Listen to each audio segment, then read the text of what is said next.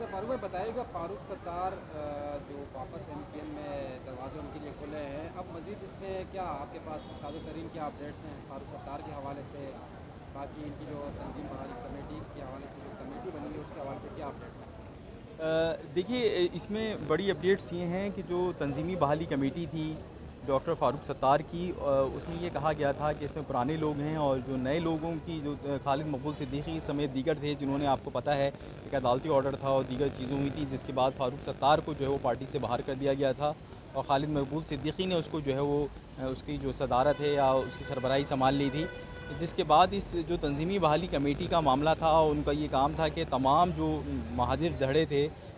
उनको एक करना था और इस हवाले से जो इब्तदाई तौर पे जो चीज़ें टर्म्स एंड कंडीशन में तय हुई थी, उसमें ये कहा गया था कि वो किसी भी महाजिर जो कॉज के हवाले से ऐसी कोई इक़दाम नहीं करेंगे जो कि उनके अगेंस्ट हों।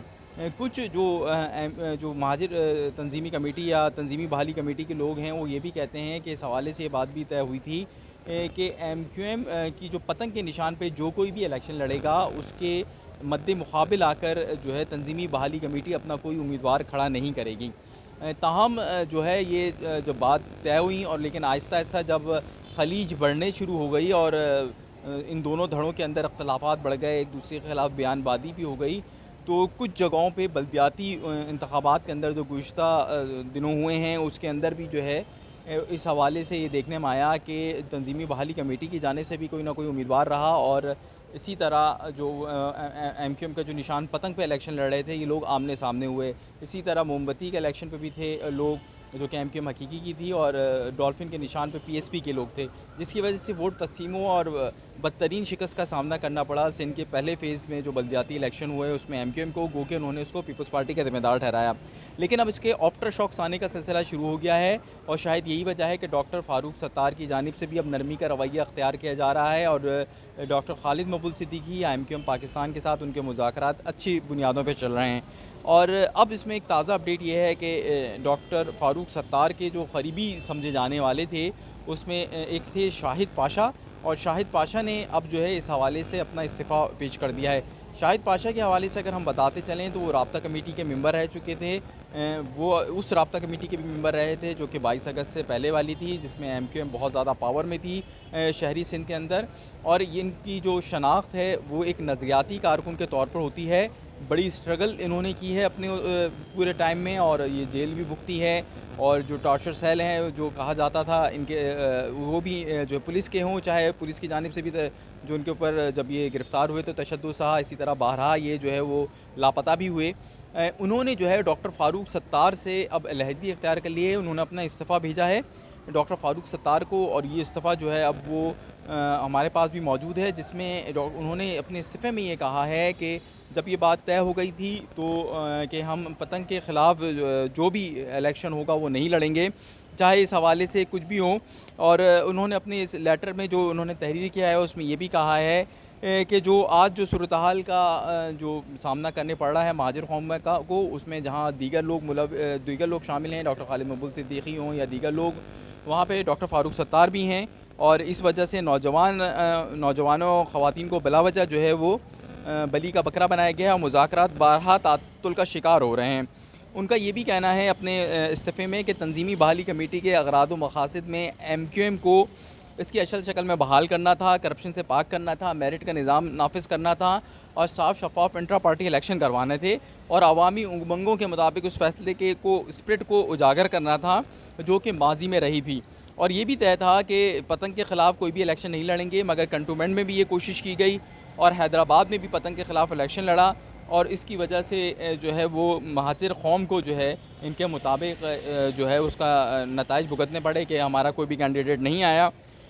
उन्होंने कहा कि फ़ारूक अपने इस इस्तीफ़े में उन्होंने ये भी तहरीर किया है कि फ़ारूक सत्तार ने जो है इस हवाले से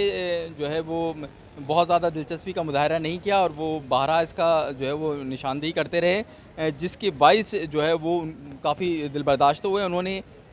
जो इस हवाले से मुख्तलिफ़ किरदार थे जो कि एमक्यूएम के तमाम धड़ों को एक करने की कोशिशें कर रहे हैं, उन तमाम किरदारों की इन्होंने अपने उस इस्तीफ़े में जो है वो उनको ख़राज तहसीन भी पेश किया है और उनका ये भी कहा है कि अब तमाम धड़ों को मिलकर एक हो जाना चाहिए और उन्होंने इस तमाम सूरत हाल से दिलबर्दाश्ता होकर احتجاجاً تنظیمی بحالی کمیٹی سے فی الفور استعفیٰ دیا ہے، اور اس حوالے سے وہ یہ کہتے ہیں کہ وہ آئندہ بھی تحریک کے ادنیٰ کارکن کے طور پر کام کریں گے، لیکن یہ جو تحریک ہے یہ مہاجر قوم کی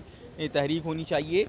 جس میں مہاجروں کو یا وہ پسے ہوئے طبقوں کو جو کہ اس وقت محروم ہیں اپنے حقوق سے، ان کو حقوق دلانے کی کوشش کی جائے، تو وہ ہمیشہ اس کے ادنیٰ کارکن رہیں گے۔ تو یہ ایک بڑی ڈیولپمنٹ ہے، اور اب جو ہم پہلے ہی بتا چکے ہیں کہ ڈاکٹر فاروق ستار اور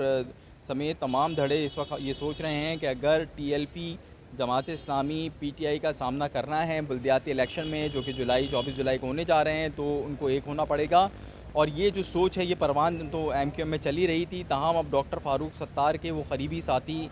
جن کو ڈاکٹر فاروق ستار نے اپنے مذاکرات کے حوالے سے لا علم بھی رکھا ہے، چیزوں میں اعتماد میں بھی نہیں لیا، اور ان کی جانب سے جو شکوے شکایات مسلسل ہو رہے تھے اس پہ بھی انہوں نے کوئی کان نہیں دھرے، اب وہ ان کا ساتھ چھوڑتے جا رہے ہیں۔ اور شاہد پاشا جو کہ پرانے ان کے دیرینہ کارکن تھے، ایم کیو ایم کے شروع کے دنوں کے کارکن ہیں، ان کا جو استعفیٰ ہے وہ بھی اس بات کی نشاندہی کر رہا ہے، اور ان کے استعفے میں بھی اس بات کی خواہش کا اظہار کیا گیا ہے کہ ایم کیو ایم کے جتنے بھی دھڑے ہیں وہ ایک ہوں، اور جو مہاجر ووٹ ہے اس کو تقسیم ہونے سے بچایا جا سکیں۔ کراچی کے اندر اور شہری سندھ کے اندر یہ جو مہاجر قوم پرستی کی سیاست ہے، اس میں ہم آئندہ آنے والے دنوں میں مزید اپڈیٹس دیکھ رہے ہیں، اور یہ مزید اپڈیٹس ہوں گی اور اس سے ہم آپ کو آگاہ بھی کریں گے۔ تاہم بظاہر ایسا لگ رہا ہے کہ ذاتی انا اور ذاتی جو مسائل ہیں ایک دوسرے کے ساتھ، وہ ایک دوسرے کے ساتھ یکجا ہونے سے روک رہے ہیں، اور ڈاکٹر فاروق ستار اور خالد مقبول صدیقی کی جو مذاکرات ہوئے ہیں اور تمام چیزیں ہوئی ہیں، اس کے اندر بھی جو اگر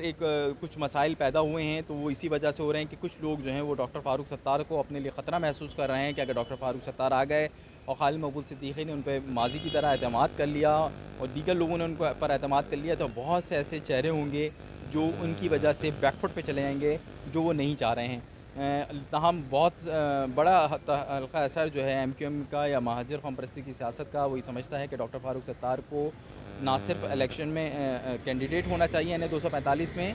بلکہ ان کو ایم کیو ایم کا حصہ ہونا چاہیے، اور یہ مہاجر قوم پرستی کی سیاست میں جو قوم پرست جماعت ہے مہاجروں کی، اس حوالے سے ان کے لیے بڑا اچھا ہوگا، اور ان کو جو قوم پرستی کے نام پہ ووٹ لیتے ہیں وہ ان کو مل سکیں گے۔ اگر اس میں حوالے سے کوئی مزید اپڈیٹ ہوگی تو اس سے بھی ہم آپ کو آگاہ کرتے رہیں گے۔